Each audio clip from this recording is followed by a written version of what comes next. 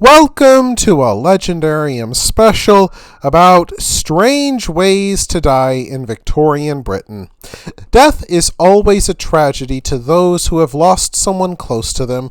Sometimes, though, it is hard for the rest of us to keep a straight face, especially when the dearly departed departs in a truly hilarious way.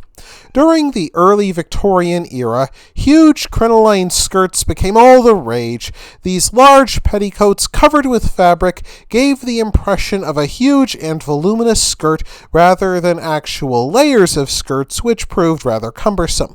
Unfortunately, crinolines, often made from diaphanous materials like silk and muslin, also proved highly flammable.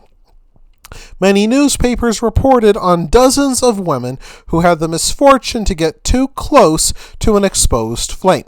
Fanny Longfellow, the wife of Henry Wadsworth Longfellow, died in 1861 after her dress went up in flames when a lighted match fell upon her.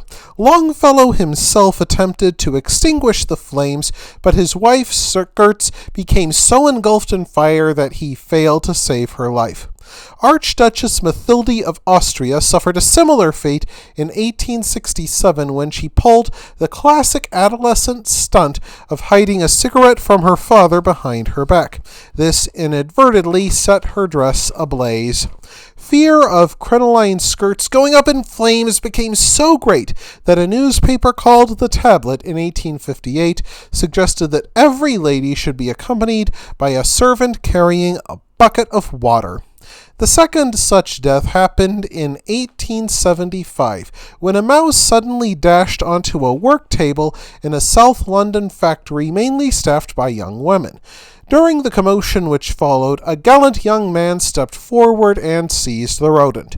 For a glorious moment he became the savior of the frightened women. This moment did not last. The mouse slipped out of his grasp, ran up his sleeve, and scurried out again at the open neck of his shirt. In his shock, the young man opened his mouth to yelp. In its surprise, the mouse dashed inside, and in his continued surprise, the man swallowed. Despite the lack of air, the mouse began to tear and bite inside the man's throat and chest, and he died shortly afterwards in unspeakable agony.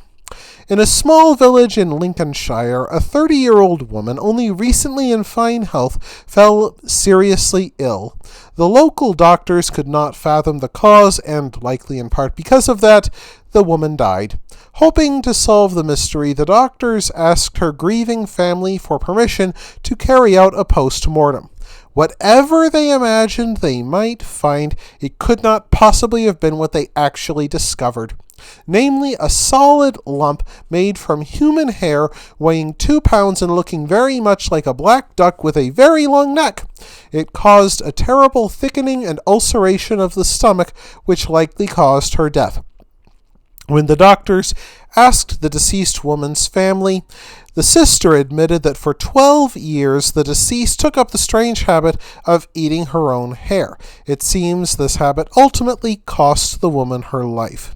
In 1892, in Bermuda, a party of British sailors returned to their ship by steamboat, having been on shore leave.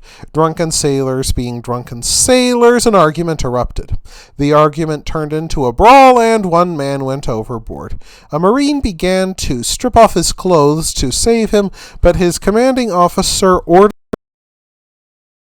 Said officer spotted a boat with ladies on board nearby, and he refused to allow his man to disrobe in front of them. Though the ladies in the boat called upon the sailors to help the drowning man, they also refused to allow the sailor to dive in unless fully dressed. Given that the would-be rescuer wore woolen clothes, that would have likely meant a quick death by drowning for him. In time, the increasingly frantic efforts of the sailor to keep afloat suddenly refocused minds, and the officer finally asked for volunteers. By the time they got in, the luckless sailor had already drowned. In 1893, Londoner Walter Cowell, while enjoying a night on the town, made a bet with his friends that he could put a billiard ball in his mouth and close his lips around it. The landlord of the Carlisle Arms Tavern then provided Cowell with a billiard ball on the understanding that he would not actually put put the ball in his mouth, but only appear to do so. Cowell claimed that he would use sleight of hand to palm the ball into his pocket while appearing to swallow it. For some reason, however, perhaps related to the vast number of drinks the landlord served earlier in the night, Cowell did indeed put the ball in his mouth, and he immediately began to choke. Both his drinking companion and the landlord tried to remove the billiard ball, even holding Cowell upside down and slapping him on the back. Sadly, nothing worked, and Cowell choked to death. At the inquest, his friends maintained that they saw Cowell perform this trick several times before. The landlord of the tavern had nothing more to say on the matter beyond his insistence that Cowell assured him it would be a trick. And of course, Cowell had nothing to say at all. That wraps things up for this episode of The Legendarium. I hope you enjoyed it. If you did, press like. If you want to see more, press subscribe. And if you've got anything to say, let me know in the comments section. Thanks again for joining me, and I hope that you have a great rest of the day.